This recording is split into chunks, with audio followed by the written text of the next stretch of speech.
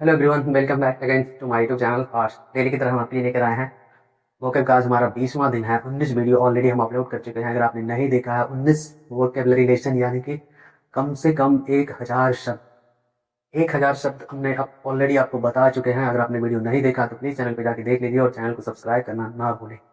तो आज का वीडियो शुरू करते हैं। सबसे पहला वर्ड है एफ्लिक्ट, AFFLICT। अफ्लिक्ट का मतलब होता है किसी को तंग करना, तंग करना, कष्ट पहुंचाना। अफ्लिक्ट, कष्ट पहुंचाना, यानी हरेस, HARASS।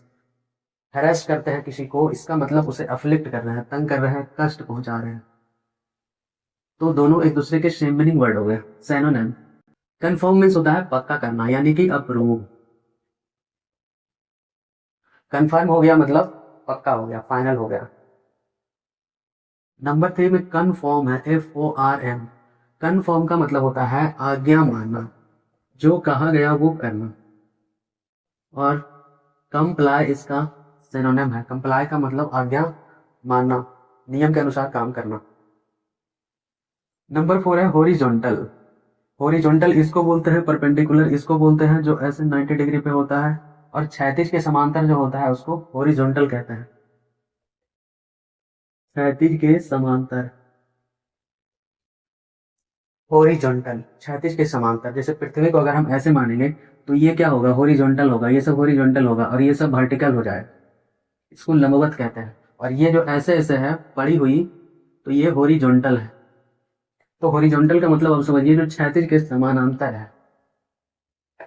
इसका सिनोनिम लेवल, LAVEL। लेवल यानी कि समतल, जो समतल के समानांतर है वो हॉरिजॉन्टल।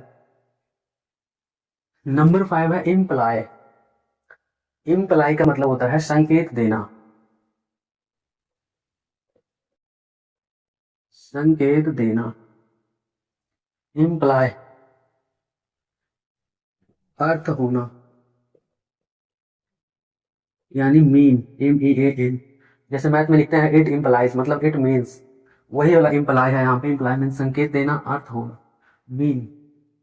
नंबर 6 है इम्पोज, IMPOS। इम्पोज का मतलब होता है टैक्स लगाना, कर यानी कि टैक्स लगाना, कर लगाना, कर वसूलना। और इसका लेवी जो होता है, LAVY। लेवी मीन्स ये होता है टैक्स वसूलना। ये निगेटिव सेंस में यूज होता है, यानी रंगदारी के रूप में टैक्स वसूलना, लेवी ज्यादातर। हालांकि लेवी का मतलब भी होता है कर वसूलना, तो आप समझ गए होंगे मतलब। इनफ्लिक्ट, नंबर 7 में है इनफ्लिक्ट। इनफ्लिक्ट का मतलब होता है दंडित करना, दंडित करना, सजा देना, सजा देना लिख देते हैं, सजा देना, यानी कि पनिश, PUNISH। इनफ्लिक्ट मीन्स सजा देना, दंडित करना। इनफ्लिक्टेड जिसको सजा दिया गया, पीड़ित। इनफ्लिक्टेड मतलब हो जाएगा पीड़ित, और इनफ्लिक्ट का मतलब सजा देना, दंड देना। नंबर 8 में है इंट्रिकेट। इंट्रिकेट का मतलब होता है उलझाना, फंसाना। उलझन में किसी को उलझा दिए, फंसा दिए, तो वो इंट्रिकेट है। इंट्रिकेट का मतलब उलझाना,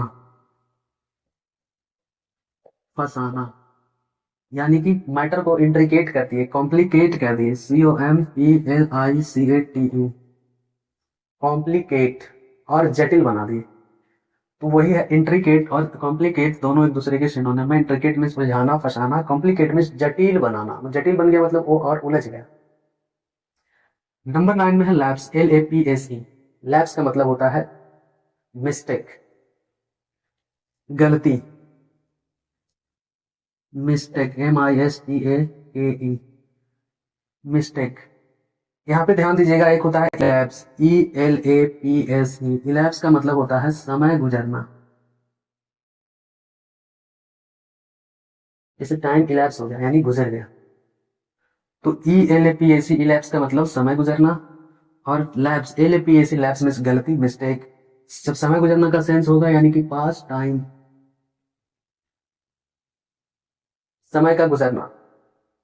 इलैप्स, जब ई लगा हुआ रहेगा, इलैप्स का मतलब समय का गुजरना। लैप्स, LAPSE, लैप्स मतलब गलती, मिस्टेक।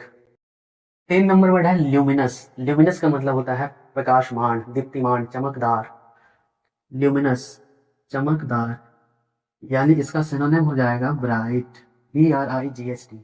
तो ल्यूमिनस का मतलब आप समझिए जिसमें चमक है, ब्राइट। 11 नंबर वर्ड है मैलिस। मैलिस का मतलब होता है ईर्ष्या, जलन, जो बुरी नीयत होती है, बुरी भावना होती है, दुर्भावना होती है, उसी को कहते हैं मैलिस।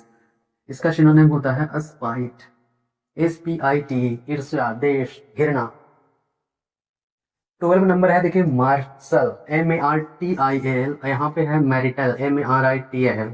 तो मार्शल का मतलब होता है सेना से संबंधित,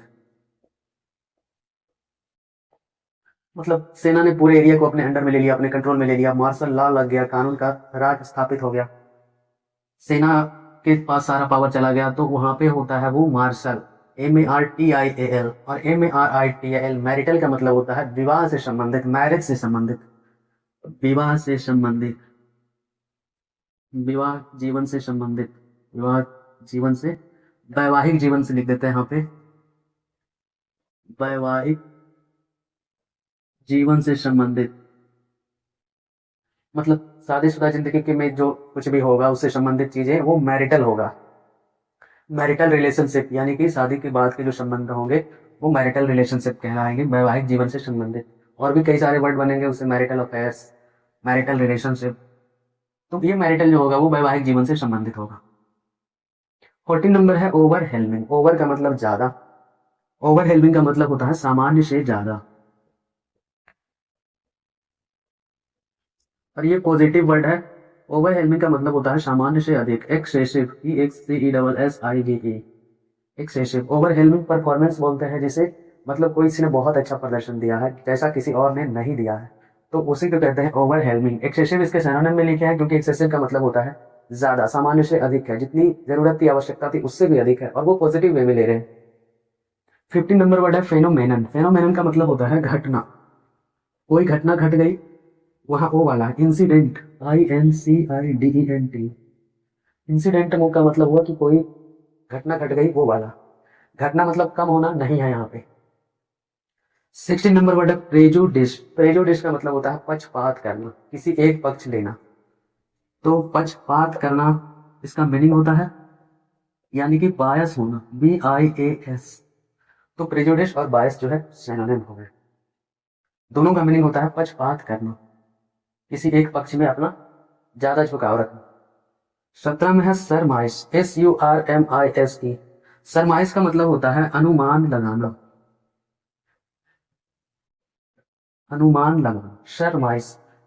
किसी चीज का अनुमान लगाते हैं, किसी घटना का, बारिश होगी या नहीं, आज बादल रहेगा, क्या मौसम रहेगा, तो वो अनुमान लगाना सरमाइश मीनिंग दे रहा है यहाँ पे। इसका सिनोनिम होगा स्पेकुलेट। और भी सिनोनिम जोड़ सकते हैं जैसे गेस, एंटीसिपेट, स्पेकुलेट यहाँ पे मैंने लिख दिया, मतलब अनुमान लगा। तो आज के लिए बस इतना ही, मिलते हैं नेक्स्ट वीडियो में। और वीडियो कैसा लगा हमें जरूर कमेंट करके बताएं, अगर पसंद आए तो दोस्तों के साथ शेयर करें। धन्यवाद।